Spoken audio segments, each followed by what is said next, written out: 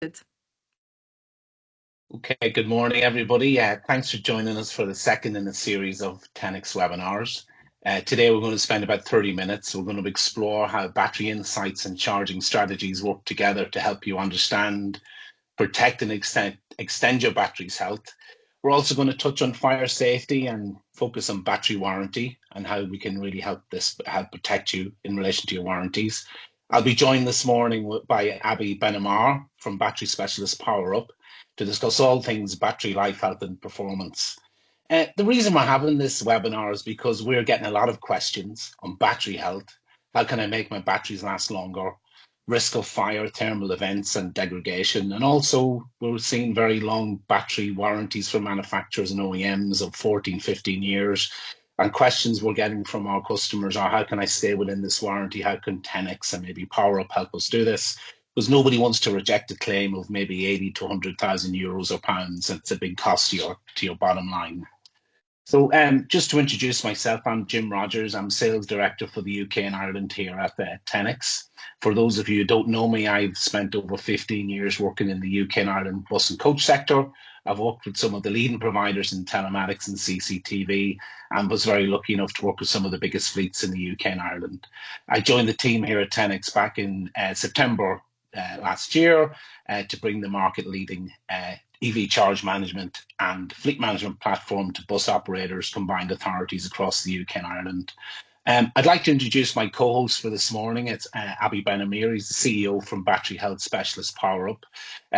Abby's our subject matter expert and our guest speaker this morning.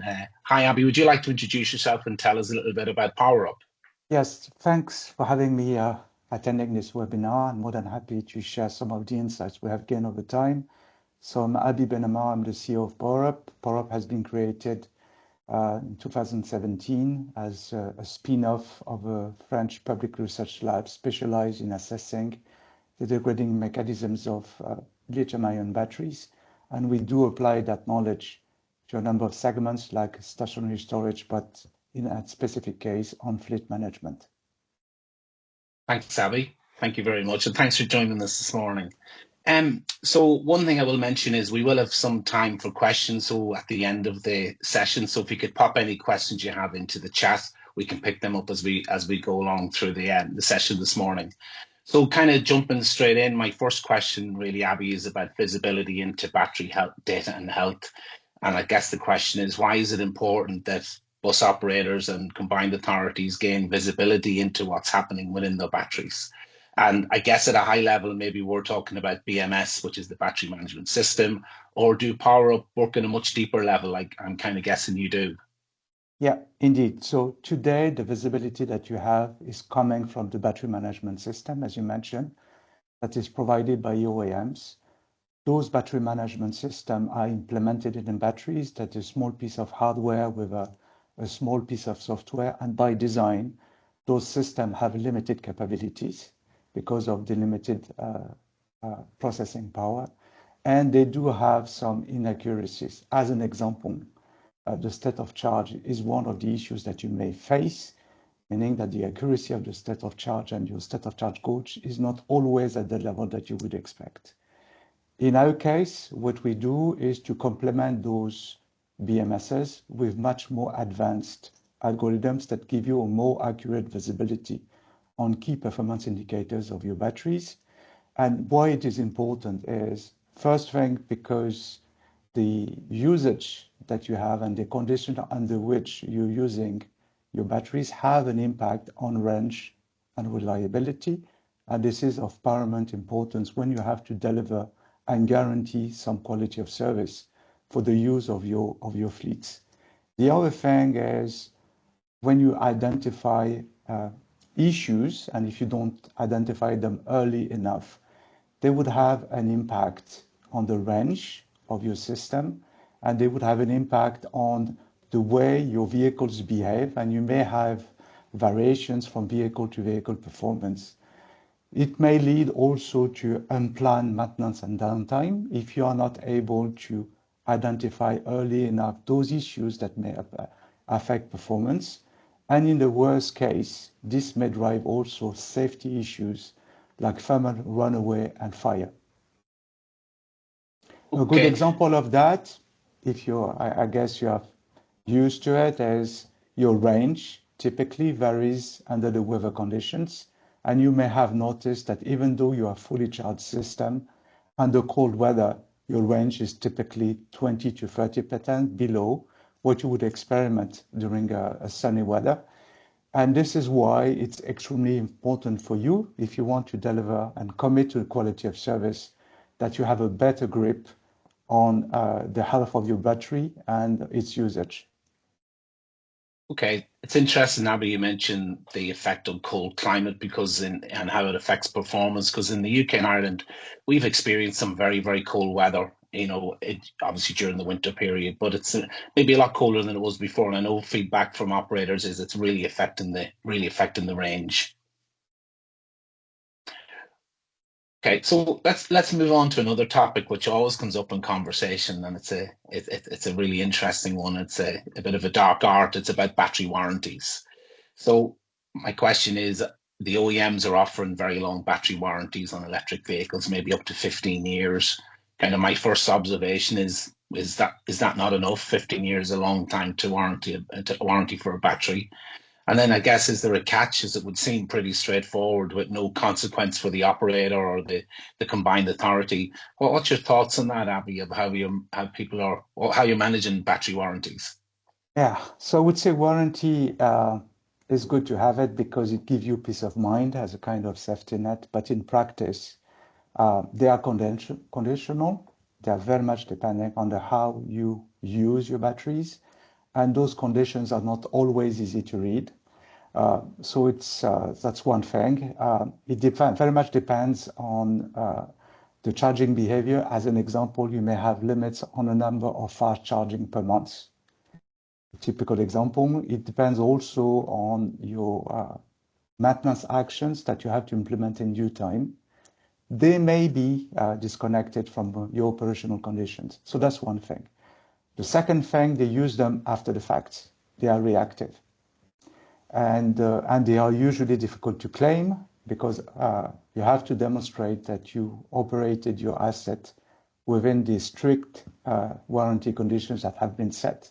So this is why we believe that you need to have in place a data-centric model that makes it possible for you to really assess your usage and also make sure that you remain within the warranty conditions, and even better, to make sure that you won't have to claim those warranty conditions in case you face an issue. We all know that preventive maintenance is much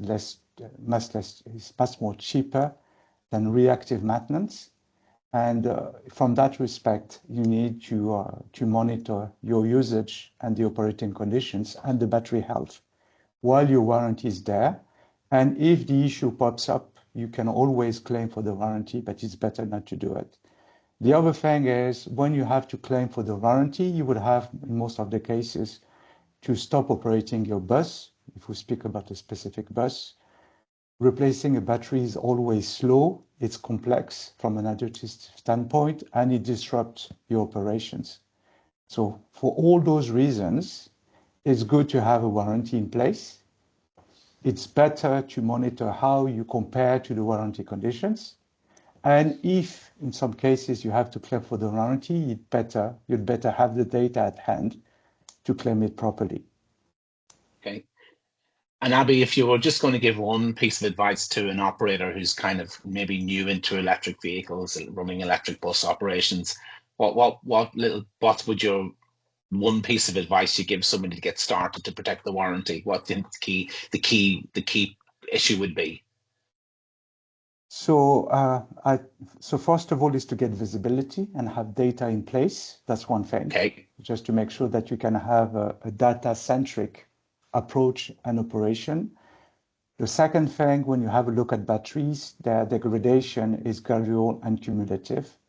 You see on that slide a specific example where we have shown that an issue related to cell imbalance, if would have been properly solved, would have potentially given you 12 months of extended lifetime, which is significant when you have a bus in operation. The other thing that we know that impacts lifetime of a battery is charging habits.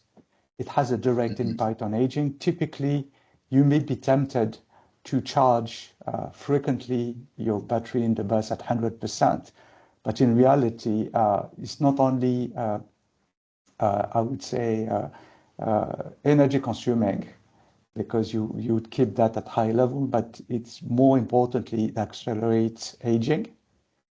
And accelerated aging reduce usable capacity, it drives higher energy consumption, and on top of that, gives you less operational flexibility. So the key thing that you have to do is to change your charging habits in such a way that you would extend battery life, and you need to charge your buses at the right level, ideally just before the bus has to go and be operated. That's what I can tell you in a nutshell. Okay, thanks, Avi. And I guess from a Tenix perspective, we see smart charging and schedule integration, which is only charging the bus to what it needs for its planned route, and generally staying below 80% and avoiding charging 100% as a good, simple first step, really, to achieve some kind of control over the battery life. So just taking a closer look into managing the battery health, what should operators why should operators actively manage the battery health, and what any poor practices that you see in your experience with PowerUp, anything you've come across that's particularly poor? Yeah, what I can tell you is we need to look into the battery health the following way. If I was to use an image, battery health degrades over time. This is what we call aging. So aging is impacted by the conditions under which you operate, the number of cycling, and the way you manage charging. To take the image, when I try to explain it to people that are non-experts, it's like you would say this is a fuel tank, and the size of the tank degrades over time, reduces over time, and the state of charge is the amount of fuel that you put in the tank. So if you think it this way, you understand that you need to assess or to use or to look after the battery health as a long-term value for your asset. And you'd better make sure that the size of the tank remains as big as possible over time. And to do so, you need to change few behaviors, charging behaviors, typically the one that you mentioned. Make sure that you charge your battery just to the amount required at the time it is required. And this is going to change significantly your prognosis of lifetime value. That's what I can mention. The other thing that you need to do is, as soon as you identify early signs of degradation, typically the example I gave, cell imbalance, you should act pretty quickly so that you don't further degrade your asset. That's the type of things I can mention. It's like, if I was to put it in other words, it's like your health. You all know that you'd better not drink too much, you'd better not smoke too much. And as soon as you have an issue, you better sort it out so that you can remain in a healthy situation and you expand your lifetime expectation. Is exactly the same thing for a battery asset. Gotcha.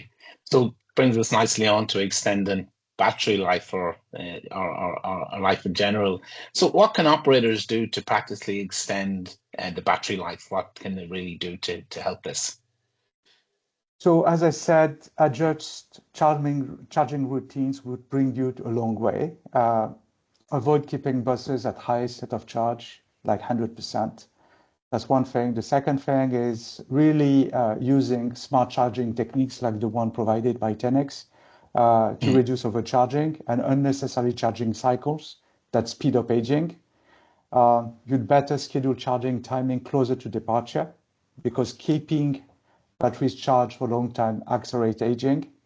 And the other thing is very much identify early signs of abnormal behavior like cell imbalance and act on them, and make sure that you properly spot not only the underperforming vehicles, but the root cause as well, so that you can act on them in due time. Okay. That's what I can mention. It's interesting, Abby. I don't know how it works in other markets that you're involved in, but in the UK market with franchising, and we've got the the passenger transport authorities, the combined authorities. So they may own the vehicle and pay for the energy, but maybe they have no control over the charging regime.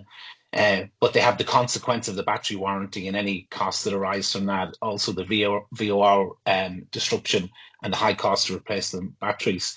And we've kind of seen in the Nordic region that integration scheduling is a standard, but it's not the norm in the UK. And that's something that we at Tenix want to really address and help operators move forward and have much more intelligent charge management systems that are integrated. So moving on to a hot topic, excuse the pun, another key talking point we come across on a regular basis is about fire and thermal events. I think people don't want to use the word fire, but they call it a thermal event. And this comes up sometimes on risk assessments for maybe properties where the bus depots are based. So the insurers think, we see this as a risk. It's a new risk. And obviously, with more and more electric vehicles joining fleets, some fleets are now 100% electric. So, fire is a huge fear for operators of electric vehicles. What's the link between the battery operation and fire safety in PowerUp's opinion? Okay. So first of all, the root causes of thermal runaway are well known by the electrochemistry experts, and we have a number of them within PowerUp. So we know what kind of issues can lead to thermal runaway if not handled properly in due time. Some examples, overcharging is one example. Cell imbalance could be another root cause. Fast charging in cold weather conditions can lead to lithium plating, and internal short circuit can then lead to thermal runaway. So those root causes are well known and understood. And what we do at PowerUp is very much to identify those early signs so that we can plan for maintenance to avoid those risks to materialize. This is what is summarized in that slide, meaning that avoiding overcharging is one of the things to do. Second thing is to identify degradations or abnormal behavior of batteries and their root causes to make sure that those root causes are mitigated to avoid thermal runaway in the long run. The good thing is that thermal runaway doesn't happen on a regular basis. You need to have some kind of extreme conditions, and you'd better stay away from those extreme conditions. In terms of practicalities, what we do usually recommend to fleet managers is to first identify those vehicles highlighting those symptoms, having those symptoms, and isolate them. If I was to use the same image of health, you would say quarantine, to put them under monitoring and isolate them when you do believe that the risk is high, so that in case the thermal runaway starts, the damages around them will be limited. And by the way, when thermal runaway starts, you can't stop it. It goes beyond your control. So you'd better avoid it to start. And the other thing is EV fires are very difficult to stop. So this is where prevention comes into play. And the other thing when we spoke about overcharging is to avoid to charge already full batteries. That I would say those are the most practical measures I can recommend in this case. Okay. And the last thing is, as I said, if you have access to the data, that you have proper battery analytics solution into place, you would be able to monitor over time those early signs and act upon them in due time so that you would avoid the risk of fire. Okay. And I think it's fair to say, Abby, that an operator working with Tenix and PowerUp can monitor the vehicle's batteries for thermal issues and demonstrate to their insurer that they have controls in place to proactively and not reactively monitor the risk of fire. So the data is there, and we can make that data available and make it really useful and presented in the right way to the operator as a combined PowerUp and Tenix proposition. I'm just going to ask. Sorry. Apologies, George. Just wanted to add, you mentioned the insurers. I think there is also something that becomes, I would say, a growing topic in the industry, is that insurers want to have access to data to properly assess the risk. In the case of EVs, we start to have some experience about risk associated with EVs, but the fact to put in place measures, data-centric measures, that show that you act by prevention instead of reaction is likely to lead also to more competitive insurance policies so that you reduce cost. And this is what you see also in the health domain, where insurance policies, if they feel that you have a proper and a healthy behavior, they would charge you less for medical insurance, as an example. And that's the start of the things that we start to see in the EV industry as well. Okay, thanks, Abby. Very interesting. Just going to ask Leona, is there any questions in the chat? Yes. Hold on a second. How accurate is SOC data typically in real fleet conditions? What level of deviation do you typically see between reported and actual battery state? We usually see issues up to 10-15%, but in some extreme cases, including buses in the UK, we have seen error rates of 80%, which was an extreme case, and it was mainly due to massive cell imbalance in the system. But typically, we see in the range of 10-15%. And 10-15% makes a huge difference when it comes to range. I'll give you an example, very simple maths. The capacity of a battery is the state of health multiplied by the state of charge. Imagine you have 10% error rate on those two measures. It gives you 0.9 multiplied by 0.9. It gives you 0.81. So with 10% error rate on state of charge and 10% error rate on state of health, you may lead to 19% of error rates on the usable capacity and therefore the range. So any small error can have a massive impact on your operation. Okay, And thanks then, for that, Abby. Really, go ahead. Sorry, Leona. And then, can you explain in a bit more detail what we should pay attention to in battery warranty terms? What should we do exactly? So the typical warranty terms will include the number of cycles, the operating conditions. In some cases also you have the number of fast charging per month. This is what we have seen on a regular basis. So you need to make sure that those conditions reflect nicely your use that you plan to have for your buses. That's one thing. The second thing is that you have to make sure that those conditions can be measured in the field, meaning that you have the data at hand and the system in place so that you can check on a regular basis, and if possibility, if you can do it on a daily basis, that you remain within those conditions and that you keep the records of those data so that in case you face an abnormal situation, abnormal behavior of your bus, that you can easily retrieve those data to build your claim.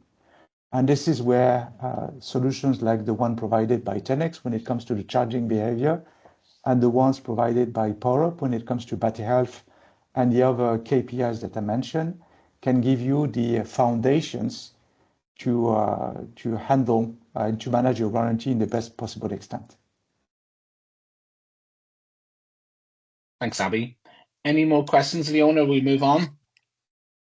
That's all. Okay, thank you very much. And Abby, thanks for explaining that so well. So look, I guess my question is, how can Tenix and PowerUp help how can we help an operator or a combined authority working with Tenix and PowerUp and get real value from our established technology sharing relationship? So I guess how can Tenix and PowerUp help an operator or a combined authority? So that topic that we just mentioned is an expert topic, and I'm not saying this just to try to position ourselves better than what we do, but by experience is really an expert topic. Only few companies are capable of doing this well today because it's an emerging area. So if you want to maximize your chances to manage your fleet under good conditions, you'd better work with experts. And experts can't do everything. The ones that come to you and they tell you that they do everything, usually they lie to you. So in our case, as PowerUp, we know exactly where our core expertise is the combination of our electrochemistry knowledge and data processing, including data science and data engineering. We know that we are good at what we do and we want to remain at the state of the art of that domain. The same applies to Tenix. They are very good in what they do, and we felt that they can't do what we do and we can't do what they do. So we felt that the best way moving forward would be to team up. And we have decided to work with Tenix because we see them as best in class in the industry, and teaming together will deliver to you the probably state-of-the-art solution in the market. Thanks, Abby. Yeah, and we feel the same about PowerUp. You've certainly experts in your field and bring great value to our proposition. So I guess we're going to get to wrapping up here. I'd like to thank everybody for joining this morning. Particularly like to thank Abby for joining and providing the great insight into how PowerUp, working with Tenix, can provide real valuable insights into battery health and performance. If you would like to understand more about how your batteries are actually performing in practice, in reality, PowerUp in conjunction with Tenix can analyze a small number of the buses in your fleet, and we do this for free of charge for a small pool of vehicles, and like kind of compare what you think you have against what's actually happening. And Tenix can also work with you to implement better charging practices that result in prolonged battery health and longer life for your battery.